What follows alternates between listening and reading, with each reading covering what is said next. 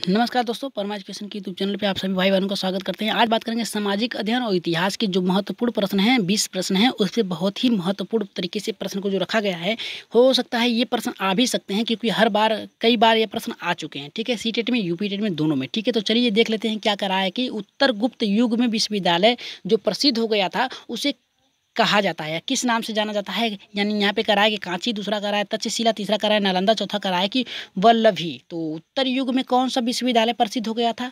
पहला हो गया था, दूसरा, तीसरा या फिर चौथा? तो इसका आंसर जल्दी से बताइए। इसका आंसर जो होगा हमारा जल्दी से बताइए, इसका आंसर क्या होगा हमारा? उत्तर गुप्त युग में जो विद्यालय प्रसिद्ध हुआ था उसका नाम है नालंदा। ठीक है, नालंदा इसका आंसर होगा हमारा तीसरा। ठीक है, नालंदा विश्वविद्यालय जो था ये उत्तर गुप्त युग में प्रसिद्ध था। ठीक है, चलिए आगे बढ़ते हैं, अपने दूसरे प्रश्न की ओर देखते हैं। दूसरा प्रश्न क्या कह रहा है कि यहाँ पे कह रहा है, देखिए बहुत ही महत्वपूर्ण प्रश्न आ गया कि भारतीय नेपोलियन की उपाधि किसे दी गई है। ठीक है, यहाँ पे कह रहा है कि चंद्रगुप्त मौर्य को, दूसरा कह रहा है समुद्रगुप्त को, तीसरा कह रहा है कि चंद्रगुप्त प्रथम को, चौथा कह रहा है कि हर्षवर्धन को। ठीक है, यहाँ पे भारतीय नेपोलियन की उपाधि किसे दिया गया था? तो इसका आंसर जल्दी से कमेंट बॉक्स में बताइए।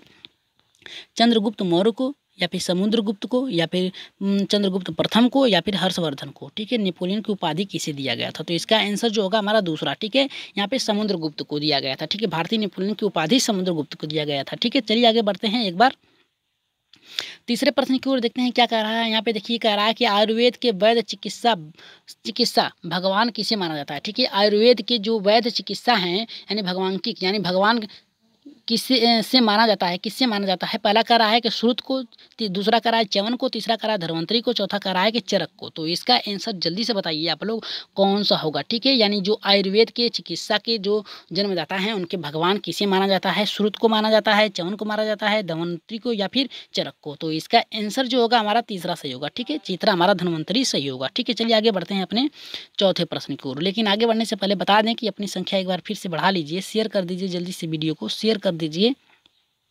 जितना शेयर करेंगे उतने लोगों की यहाँ पे व्यू मिलेगा, हमें उससे लाभ होगा। ठीक है, तो आप लोगों को भी फायदा ये होगा कि आप लोग प्रश्नों को सटीक से देखिए और हो सकता है वो प्रश्न आ सके। ठीक है, चलिए आगे बढ़ते हैं, देखते हैं चौथा प्रश्न क्या कर रहा है। पहला ज्ञात गुप्त शासक कौन था? यानी पहला ज्ञात गुप्त शासक कौन था? यहाँ पे कह रहा है कि श्रीगुप्त, दूसरा कह रहा है कि चंद्रगुप्त प्रथम, तीसरा कह रहा है कि घटोत्कच, और यहाँ पे कह रहा है चौथा कि कुमार गुप्त प्रथम। ठीक है, तो यहाँ पे पहला गुप्त शासक की बात कर रहा है, तो गुप्त शासक में हमारा जो होगा यहाँ पे चौथे का आंसर क्या होगा? जल्दी से बताइए चौथे का आंसर। देखिए यहाँ पे घटोत्कच की बात क्या है, या महाभारत में थे। कुमार गुप्त की बात कर रहा है, ये प्रथम के बाद आए। ठीक है, यहाँ पे चंद्रगुप्त प्रथम की बात कर रहा है, ये हमारा नहीं होगा। अब यहाँ पे गुप्त वंश, श्रीगुप्त को, ठीक है, इसको माना जाता है। ठीक है, पहला गुप्त शासक इन्हीं को माना जाता है, श्रीगुप्त को। ठीक है, तो हमारा आंसर जो होगा हमारा ए, यानी पहला सही होगा। ठीक है, चलिए आगे बढ़ते हैं अपने पांचवें प्रश्न की ओर। ठीक है, देखते हैं पांचवा प्रश्न क्या कर रहा है हमारा। पांचवा प्रश्न ये कर रहा है कि रोमन साम्राज्य के साथ भारत का व्यापार रोम पर किसके द्वारा आक्रमण के साथ समाप्त हो गया था? ठीक है, यहाँ पे कह रहा है कि रोमन साम्राज्य के साथ जो भारत का व्यापार था रोम पर किसके आक्रमण के द्वारा समाप्त हो गया था? अरबों के द्वारा। ठीक है, देखिए भारत पे आक्रमण की बात नहीं करा, यहाँ पे देखिए भारत पे आक्रमण की बात नहीं करा है। रोम साम्राज्य पे आक्रमण जो हुआ था, भारत का उससे व्यापार होता था तो वो समाप्त हो गया। किसके, यानी रोम पे किसने आक्रमण किया था? अरबों द्वारा किया गया था, या फिर हंगेरियों द्वारा किया गया था, या फिर होगड़ों द्वारा किया गया था, या फिर तुर्कों द्वारा? ठीक है, तो इसका आंसर जल्दी से बताइए आप लोग कौन सा होगा हमारा। पांचवें का आंसर कौन सा होगा? पहला होगा, दूसरा होगा, तीसरा, या फिर चौथा? तो इसका आंसर जो होगा हमारा तीसरा सही होगा। ठीक है, होगड़ों द्वारा रोमन साम्राज्य पे आक्रमण किया गया था, जिसके द्वारा भारत के जो व्यापार होता था और लेन देन की जो व्यापारिक गतिविधियां थी वो समाप्त हो गई थी। ठीक है, तो यहाँ पे आंसर जो होगा पांचवें का हमारा तीसरा सही होगा। ठीक है, चलिए आगे बढ़ते हैं अपने छठे प्रश्न की ओर। देखते हैं छठा प्रश्न हमारा क्या कह रहा है। यहाँ पे देखिए आर्यभट्ट और वराह मिहिर के मुख्यात नाम किसके युग से साथ सम्मिलित हैं? यानी कह रहा है कि आर्यभट्ट, और यहाँ पे आर्यभट्ट की बात कर रहा है, वराह मिहिर की बात कर रहा है, जिनका मुख्यात नाम, सुविख्यात नाम हो गया था, किसके युग से संबंधित है? यानी इन लोगों का नाम जो था किसके युग में सबसे ज़्यादा प्रचलित था? तो गुप्त वंश के, या फिर कुषाण वंश के, या फिर मौर्य वंश के, या फिर पालव वंश के? तो इसका आंसर जल्दी बताइए कि आर्यभट्ट और वराह मिहिर के जो नाम थे मुख्य सुविख्यात हो गए थे, किसके युग में विख्यात हुए थे? यहाँ पे कह रहा है, पहला कह रहा है कि गुप्त वंश, दूसरा कह रहा है कुषाण वंश, तीसरा कह रहा है मौर्य वंश, चौथा कह रहा है कि पालव वंश। तो इसका आंसर छठे का जल्दी से बताइए, छठे का आंसर क्या होगा? तो छठे का आंसर जो होगा हमारा गुप्त वंश। ठीक है, गुप्त वंश के समय में ही आर्यभट्ट और वराह मिहिर का जो नाम था सुविख्यात हो गया था। ठीक है, तो यहाँ पे छठे का हमारा पहला सही होगा। चलिए आगे बढ़ते हैं अपने सातवें प्रश्न की ओर, देखते हैं सातवां प्रश्न हमारा क्या कह रहा है। इलाहाबाद के स्तंभ में किसकी किसकी उपलब्धियां सुक्रीण है उत्कीर्ण है। ठीक है, यहाँ पे कह रहा है कि इलाहाबाद के जो स्तंभ है में स्तंभ हैं उसमें उपलब्धियां किसकी उत्कीर्ण है। पहला कह रहा है कि चंद्रगुप्त मौर्य की, दूसरा कह रहा है समुद्र गुप्त की, तीसरा कह रहा है विक्रमादित्य की, और चौथा कह रहा है कि स्कंदगुप्त की। जो कह रहा है कि इलाहाबाद में जो स्तंभ है, यहाँ पे जो कोई स्थान होगा इलाहाबाद में, उसका जो स्तंभ है उसमें जो उपलब्धियां, उसके स्तंभ में जो उपलब्धियां स्वीकृण किया गया है, यहाँ की कलाकृतियाँ की गई है, उत्कीर्ण किया गया है, वो किससे संबंधित है। चंद्रगुप्त मौर्य से हैं, या फिर समुद्रगुप्त से हैं, या फिर विक्रमादित्य से हैं, या फिर स्कंदगुप्त से है। ठीक है, तो इसका आंसर बताइए। पहला सही होगा, दूसरा सही होगा, तीसरा सही होगा, या फिर चौथा। तो इसका सातवें का जो आंसर होगा हमारा यहाँ पे समुद्रगुप्त से होगा। ठीक है, यहाँ पे देखिए हमारा आंसर जो होगा समुद्रगुप्त से संबंधित है। ठीक है, चलिए आगे बढ़ते हैं अपने 8वें प्रश्न की ओर। देखते हैं 8वां प्रश्न हमारा क्या कह रहा है। यहाँ पे देखिए कह रहा है कि चीनी यात्री, देखिए ये बहुत ही महत्वपूर्ण प्रश्न आ गया कि चीनी यात्री फाहियान किस गुप्त शासक के शासनकाल में के दौरान भारत में आया था। ठीक है, यहाँ पे कह रहा है कि चीनी यात्री जो था फाहियान किस गुप्त शासक के शासनकाल में के दौरान भारत आया था। यहाँ पे कह रहा है कि चंद्रगुप्त मौर्य के, दूसरा कह रहा है समुद्रगुप्त के, या फिर चंद्रगुप्त द्वितीय के, या फिर कह रहा है कुमारगुप्त के।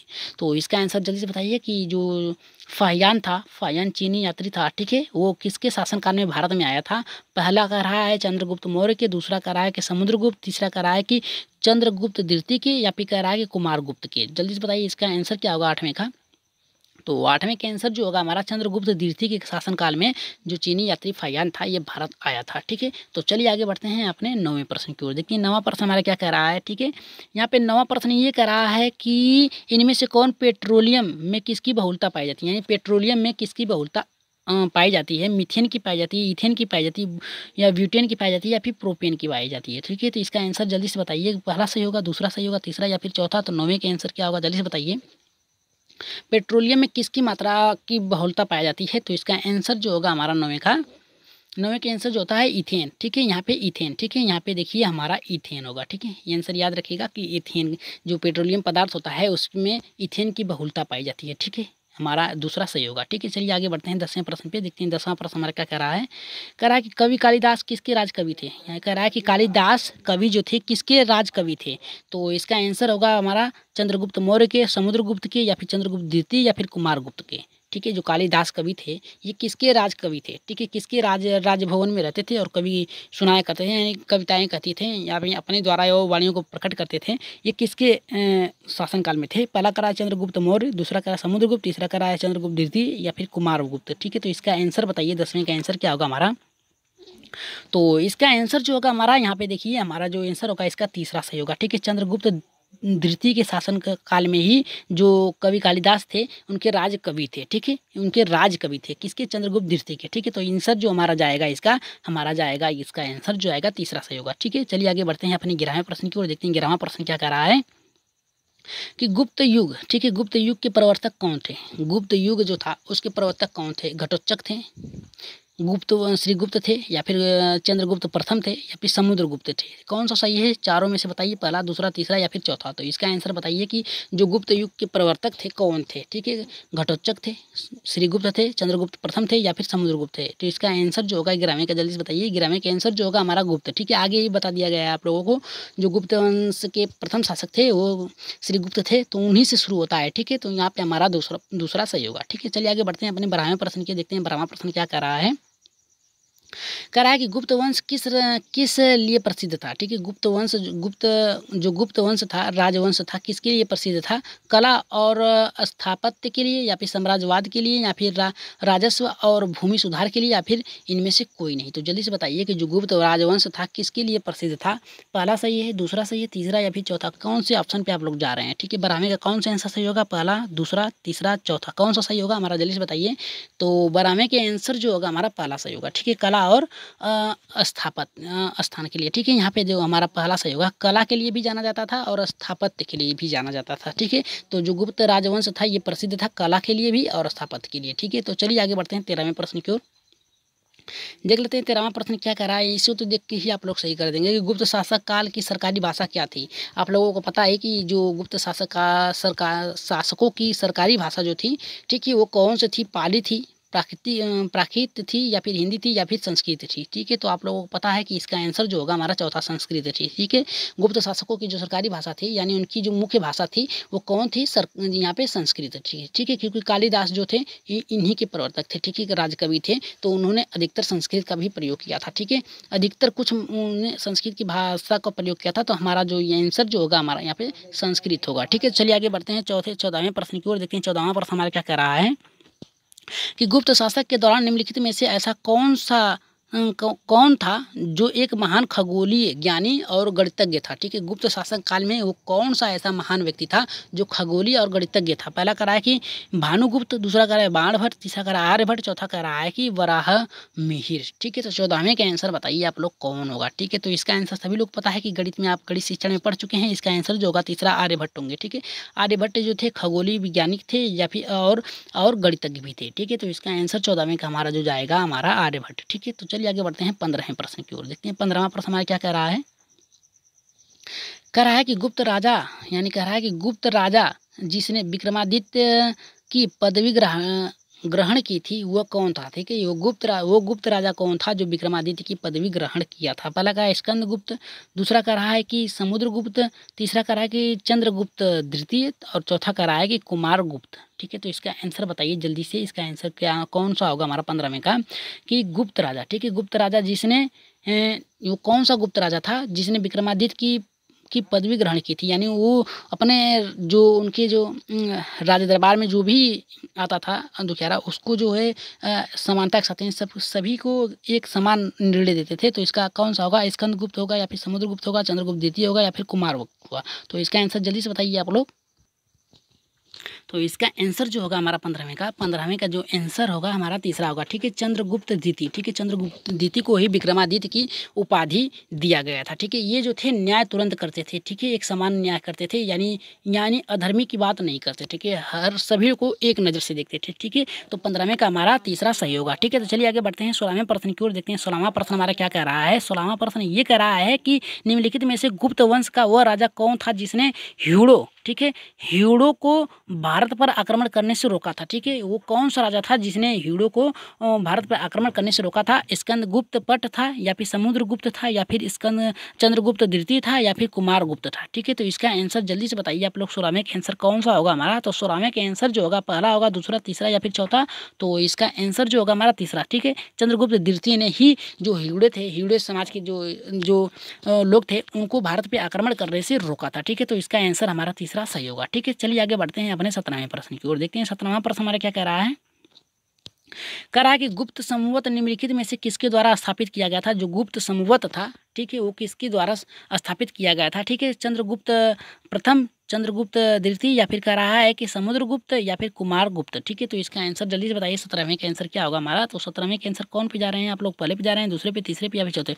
ठीक है, तो हमारा जो संवत लिखा जाता है, ठीक है, ये विक्रमादित्य के की कैलेंडर से माना जाता है। ठीक है, विक्रमादित्य की कैलेंडर से माना जाता है, 1900 संवत से लिया जाता है। ठीक है, तो चलिए देखते हैं इस समय जो हम लोग प्रयोग करते हैं कैलेंडर वो ईसा पूर्व से कैलेंडर करते हैं। ठीक है, उसे देखते हैं। ठीक है, तो यहाँ पे बताइए कि जो संवत था, गुप्त संवत किसके द्वारा स्थापित किया गया था? चंद्रगुप्त प्रथम या फिर गुप्त द्वितीय या फिर समुद्रगुप्त या फिर कुमारगुप्त? ठीक है, तो इसका आंसर जो होगा 17वें का हमारा आंसर होगा पहला। ठीक है, चंद्रगुप्त प्रथम के द्वारा। ठीक है, चलिए आगे बढ़ते हैं अपने 18वें प्रश्न को देखते हैं। 18वां प्रश्न हमारा क्या कर रहा है कि गुप्त काल में किस धातु के सर्वाधिक सिक्के जारी किए गए थे? गुप्त काल में सर्वाधिक किस सिक्के को जारी किया गया था? सोना, चांदी, तांबा या फिर लोहा? तो 18वें के आंसर क्या होगा हमारा? जल्दी से बताइए कि गुप्त काल में जो था, गुप्त काल जो शासन काल था उसमें सबसे ज़्यादा किस धातुओं का सिक्का जारी किया गया था? सोना था, चांदी था, तांबा था या फिर लोहा? तो इसका आंसर जो होगा हमारा पहला होगा। ठीक है, सोना। ठीक है, याद रखिएगा चंद्रगुप्त मौर्य से, समुद्रगुप्त से या फिर इनसे रिलेटेड जो प्रश्न होते हैं 2 नंबर के आप लोगों को आते हैं प्रश्न में। ठीक है, CTET में आप लोगों को 2 नंबर इनसे श्योर मिलेंगे। ठीक है, तो चलिए देख लेते हैं। अगर अगला यहाँ पे देखिए सोना होगा इसका आंसर, याद रखिएगा। ठीक है, सोना। ठीक है, सोने के सिक्के अधिकतर गुप्त वंश में सर्वाधिक सिक्के जारी किए गए थे। चलिए 19वें प्रश्न की ओर आगे बढ़ते हैं। देखते हैं 19वां प्रश्न हमारा क्या कह रहा है। 19वां प्रश्न ये कह रहा है कि चंद्रगुप्त द्वितीय और किस नाम से जाना जाता है, ठीक है। चंद्रगुप्त द्वितीय और किस नाम से जाना जाता है, स्कंदगुप्त, या फिर कह रहा है कि स्कंदगुप्त, समुद्रगुप्त, या फिर स्कंदगुप्त, या फिर विक्रमादित्य, या फिर राणागुप्त, ठीक है। यहाँ पे बताइए कि इस चंद्रगुप्त द्वितीय को किस नाम से और जाना जाता है, ठीक है। समुद्रगुप्त के नाम से जाना जाता है। चंद्रगुप्त द्वितीय का दूसरा नाम क्या है, समुद्रगुप्त है, या फिर स्कंदगुप्त है, या फिर विक्रमादित्य, या फिर राणागुप्त, ठीक है। तो 19वें का आंसर जल्दी से बताइए। तो यहाँ पे देखिए चंद्रगुप्त द्वितीय थे, ठीक है, इनको विक्रमादित्य के नाम से जाना जाता है क्योंकि इन्हीं को ही उपाधि दिया गया था विक्रमादित्य के, ठीक है। विक्रमादित्य की उपाधि चंद्रगुप्त द्वितीय को दिया गया था, ठीक है। इनके शासनकाल में सभी प्रकार के न्याय को एक समान रखा जाता था, ठीक है। तो यहाँ पे आंसर जो होगा हमारा यहाँ पे विक्रमादित्य होगा, ठीक है। तो चलिए आगे बढ़ते हैं 20वें प्रश्न की ओर, और ये 20वां प्रश्न आप ही लोगों के लिए रखा गया है। तो इसका आंसर आप लोग कमेंट बॉक्स में जरूर बताइएगा, ठीक है। तो निम्नलिखित में से किसके सिक्के संगीत के प्रति उसका प्रेम दर्शाते हैं, ठीक है। किसके सिक्के संगीत के प्रति उसका प्रेम दर्शाते हैं, मौर्य के, नंदों के, गुप्तों के, या फिर चोलों के, ठीक है। तो कौन से शासक के जो सिक्के थे संगीत के प्रति उसका प्रेम दर्शाते थे, तो इसका आंसर आप लोग कमेंट बॉक्स में जरूर दीजिएगा कि मौर्यों के, या फिर नंदों के, या फिर गुप्तों के, या फिर चोलों के, ठीक है। और आज के प्रश्न आप लोगों को कैसे लगे, क्योंकि इससे प्रश्न हमने इसलिए लिया है कि इससे 2 नंबर आप लोगों को मिलेंगे, ठीक है। हर बार 2 नंबर इससे पूछे जाते हैं, पेपर उठा के आप लोग देख लीजिएगा, उससे 2 नंबर आप लोगों को मिलेंगे। आज के प्रश्न आप लोगों को कैसे लगे कमेंट बॉक्स में जरूर लिखिएगा। जिन भाई बहनों ने अभी तक सब्सक्राइब नहीं किया है, अभी से जुड़े हैं, तो जल्दी से सब्सक्राइब कर लीजिए चैनल को हमारे। और आप लोगों को आंसर जो है नीचे दिए गए हैं, ठीक है, आंसर देख लीजिएगा और अपने कमेंट और सुझाव कमेंट बॉक्स में जरूर करिएगा, ठीक है। तो कि आज के प्रश्न आप लोगों को कैसे लगे, ठीक है। आज बस आप लोगों को यही टारगेट रखा गया था कि इससे जो भी प्रश्न है आप लोगों को छूटे ना, ठीक है। हर प्रश्न आप लोगों के लिए बहुत ही महत्वपूर्ण है। आज के प्रश्न कैसे लगे आप लोग सुझाव जरूर दीजिएगा। आज के लिए इतना ही, धन्यवाद।